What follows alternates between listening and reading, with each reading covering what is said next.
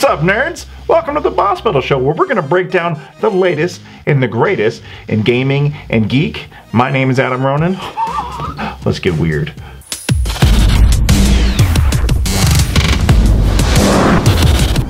So, with this new version of Boss Battle Show, we're going to be just every Wednesday, like we mentioned in the trailer, we're going to be breaking down stuff that's been happening in gaming and geeky stuff.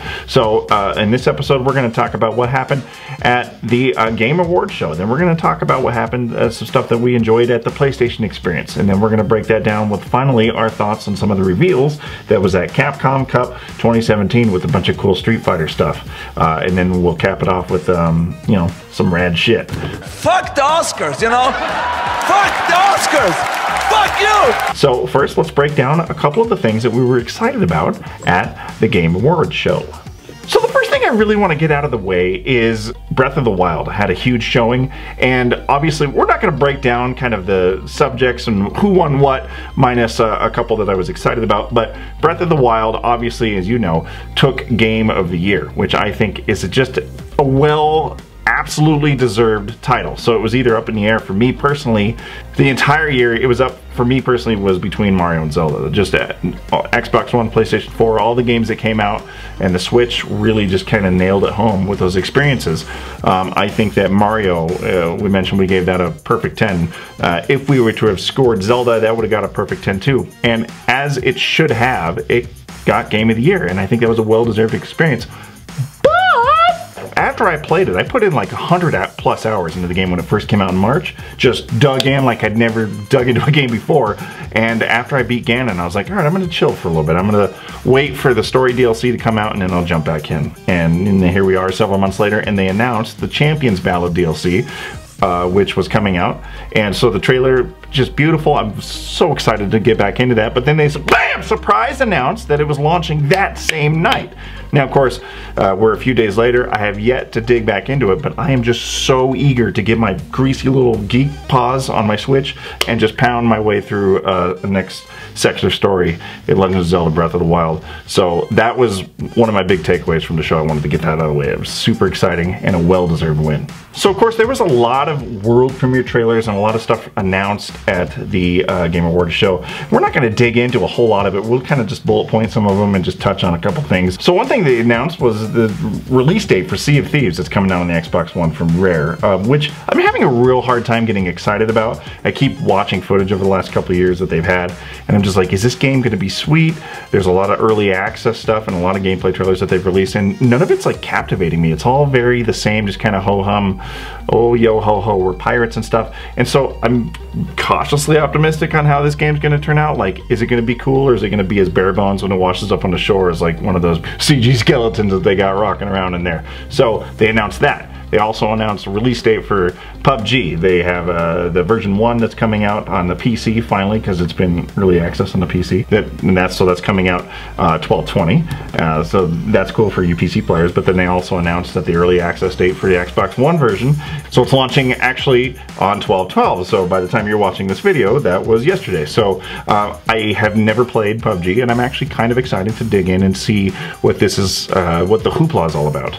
I know our boy Jake streamed it on the R24 Live, twitch.tv/R24Live. Go ahead and sub and follow. He streamed that on there a couple times, and it looks really fun. I'm really interested in the Battle Royale to kind of satisfy my Hunger Games / Japanese Battle Royale movie murder fetishes. So I will be giving that a try, and I'm kind of excited. This will be the first time I jump into a game preview on Xbox. So yeah, they announced that. I'm pretty excited about that. Though I did think it was complete horseshit that they had PUBG up for Game of the Year. I thought that's ridiculous. The game's not even done. It's not even fully out, and you're just like, hey, just because it sold a lot, we better give it some awards. No, you should not. You should not do that. And I'm glad they didn't. The Legend of Zelda Breath of the Wild. This is Nintendo's first Game of the Year win at the Game Awards. A couple of exclusives coming out for Switch with Bayonetta 3. I think it's super cool that the Switch, like again, I just keep reiterating, Nintendo is absolutely slaying the game right now. So they're announced that Bayonetta 1 and 2 are coming out as ports of the Switch. Bayonetta 3 is coming out exclusively for the Switch. All very cool if you're a Bayonetta fan. Super great to see that they're getting these exclusives. I just, you know, when they're bringing out these ports, it just makes me yearn for the Virtual Console that they've been teasing us, and I really hope that that night they would give us an announcement for the Virtual Console. The one thing that would like tie the room together, like the rug that the Nihilists piss on in Big Lebowski. Yeah, man, it really tied the room together. For Nintendo Switch is the Virtual Console, be able to play all my classic childhood favorites on the go. So I'm just patiently waiting for that. So I'm a bit disappointed they didn't announce that. But super cool that we're getting more exclusive content for the Switch. The highlight of the evening for me was two things. And basically these were not game reveals. These were not award-winning situations. They were just kind of PR disasters that turned out to make this show just a better experience. One, I love the jab at EA when the dude was trying to open an envelope and he jabbed at EA's microtransaction fuckery. And the game award goes to, oh man, I have to pay a microtransaction to unlock. That's so stupid that this has to, hold on, I got this, guys, here we go.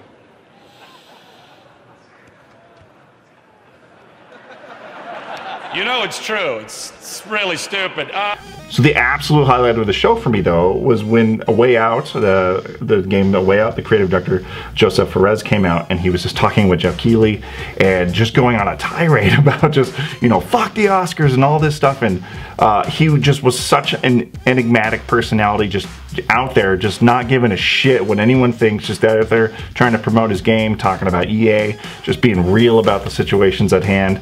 And you could just see Jeff Keighley over there on the side just looking so uncomfortable and looking like he was about to snap and break this dude in half. I don't have any beef with Jeff Keighley, but any situation that puts him in an uncomfortable moment to be just socially awkward as shit is just exciting to me, because I don't know, sometimes that dude just rubs me the wrong way. And there's been a lot of instances where the Game Awards show was not cool. So boom, that was probably my favorite part of the night. But really, the boners got flowing. For you, for me, for Gordy, for Timmy, the boners were heavy when they announced Soul Calibur 6.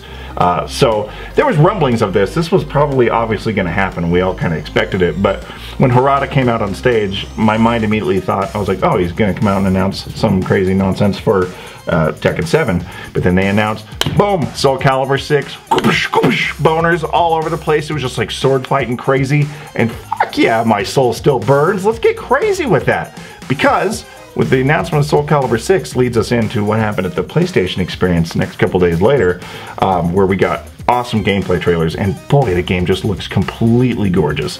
So obviously made in Unreal Engine 4, just like Tekken 7, but just seeing Mitsurugi on stage after what, like 10 years of being gone was, I don't know, I'm just super excited about it, and I'm very stoked to dig into it. And something you might not know about our enigmatic Gordy is that was actually his favorite fighting game of all time, aside from like Mortal Kombat and stuff, but he was actually really good at that back in the day, weren't you, Gordy? Yeah. And you gonna play this game? Oh, yeah. Oh, you're gonna dig in with your Mitsurugi and take your sword and do some slicey?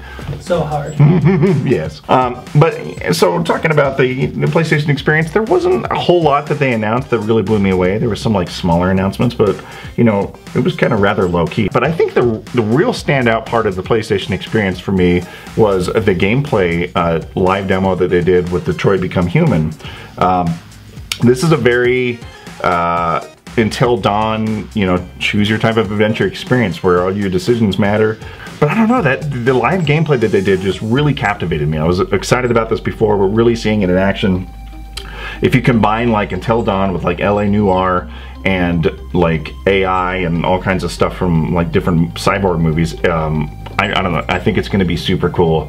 A really interesting experience, and I love that there's more titles like this, like Until Dawn and stuff like that, where action adventure, but everything you do actually matters. So watching that play out really solidified a purchase for me. I think that's super cool. But that right there was probably the standout thing from the PlayStation Experience, minus the bevy of gameplay footage we got from Soul Calibur 6. So super excited about that. But then let's throw it all on the table. You know what I'm saying? Hadouken and shit. Fucking I smell asparagus. there were some big reveals at Capcom Cup that just happened this last weekend.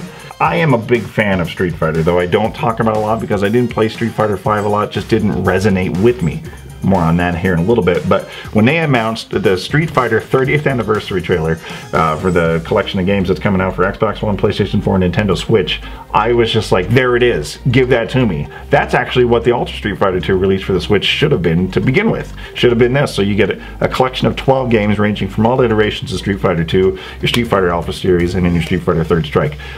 This was quintessentially when I think that Street Fighter was at its best. All these classic games, loved playing them.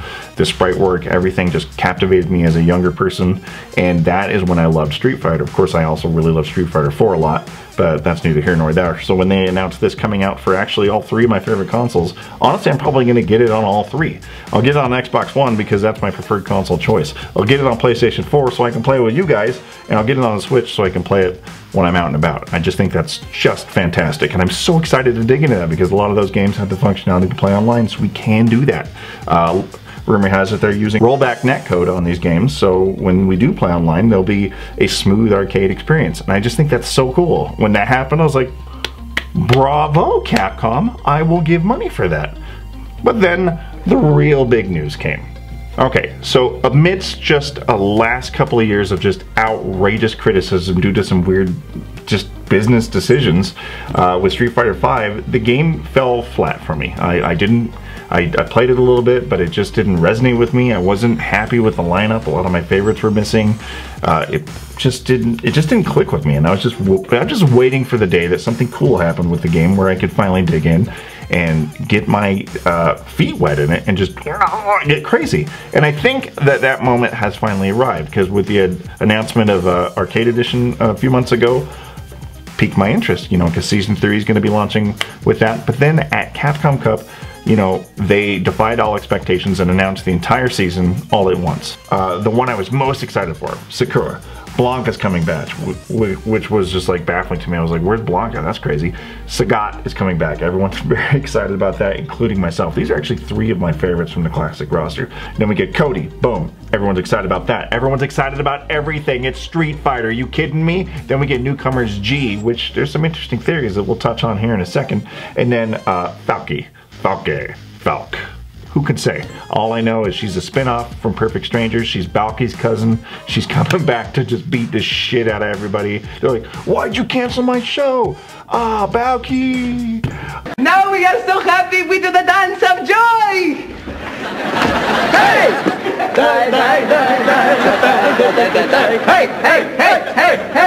Hey! So let's go back to G for a second, because he looks super interesting. So he's got his Abraham Lincoln look. He's got his top hat, he's got his beard, but he looks a little familiar, doesn't he?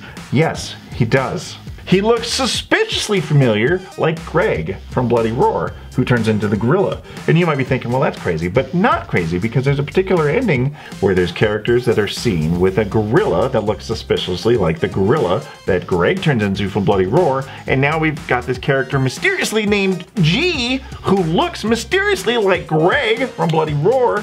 How cool of a crossover would that be? This was brought to my attention, and I thought about it, and I looked at pictures, and I was like, God damn, that's hype. And I would be excited to see that. So if this is a theory that you buy into, I would love to talk about it in the things below. But anyway, those are my thoughts on some of the reveals from Street Fighter V and the Arcade Edition that happened at the Capcom Cup. This is it. This is my moment. I'm excited about Street Fighter V for the first time, finally, and I am going to dig in with you guys when this releases next month. I'm going to dig in heavily. So, you know, we're going to be doing lots of cool stuff, Street Fighter V coming up with Arcade Edition. We've got some tournaments planned, perhaps, maybe, where you'll win some stuff, perhaps even some prizes, maybe some fight sticks. Hard to say. You got to stick around and find out. But that's what's happening. And guys, I think Street Fighter's back, and I think finally Capcom's making the business moves they need to make this franchise flourish the way it should. But now, I want to introduce you to something called Rad Shit, where I show you something cool that I think that we should all be spending our money on if we can afford it.